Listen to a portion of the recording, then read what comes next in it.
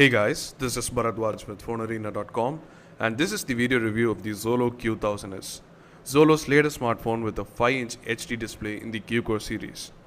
The phone's design completely differs from the A1000 and the Q1000, but it has the same 5-inch IPS display with a resolution of 1280 by 720 pixels at 294 ppi of pixel density.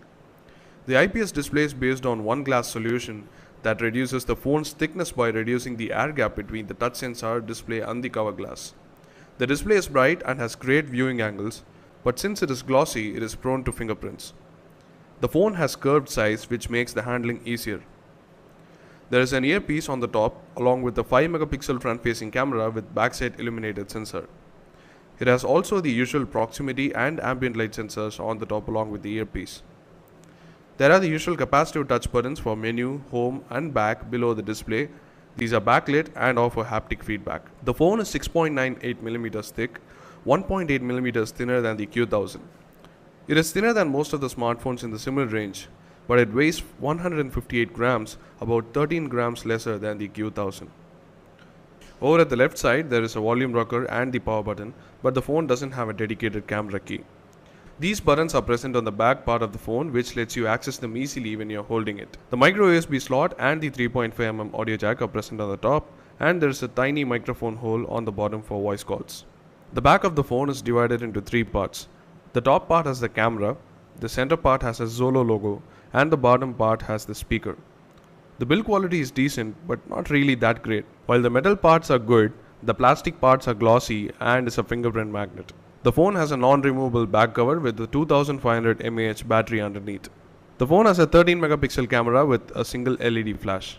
It also has a secondary microphone for stereo audio recording and voice calls.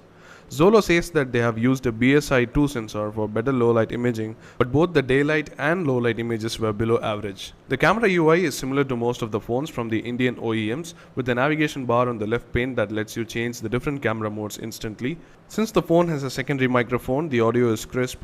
The electronic image stabilization is a software option that helps to minimize blurring and device shake. The phone can record videos at Full HD resolution, but the video is too sharp and the quality is just average. Coming to the software part, the phone runs on Android 4.2.1 Jelly Bean, so you get a lot of features such as lock screen widgets, quick settings, photo filters and lots more.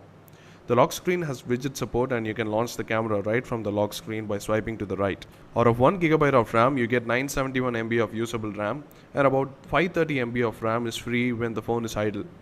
Out of 16GB of phone storage, you get about 11.35GB of usable storage. There is also the 1.97GB app storage from which you can move the apps to the internal storage if possible. The phone doesn't have a microSD card slot to expand the memory, so you are stuck with 16GB of storage. Talking of apps, the phone comes with quite a few pre-installed apps such as Calculator, File Manager, Notebook, Sound Recorder and few more utility apps.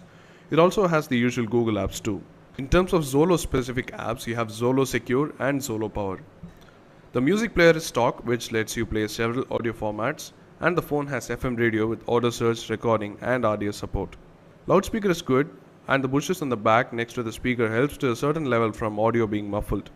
The video player can play Full HD 1080p videos too. The dialer and the messaging features are similar to the smartphones from local OEMs, and since this doesn't come with dual SIM support, you don't have the options to switch SIM cards, but there is a SIM management option to disable the SIM and toggle data connectivity.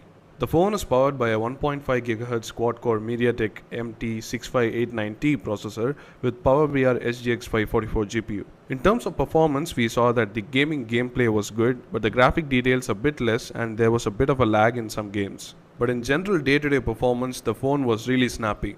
The 2500 mAh lithium polymer battery, larger than all the flagship phones from Xolo, offers good battery life with average use. Battery life is a bit better than the Q1000 with normal use. You get a day of battery life with average use and more than a day if you use the bundled Xolo Power app that optimizes the battery life. Overall, the Xolo Q1000S is a decent upgrade to the Q1000.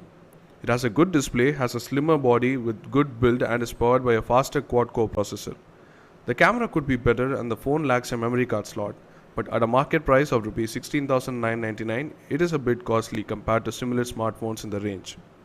If you are looking for a phone with a slim design and good display but can compromise on the camera and the microSD card slot, go for it. Listed here are the pros and cons of the device. Do check out our full review on the blog, the links are in the description below. And we hope you enjoyed this video. Do hit the like button if you did, and do subscribe to our channel for more videos like these. Thanks for watching, and let us know what you think in the comment section below.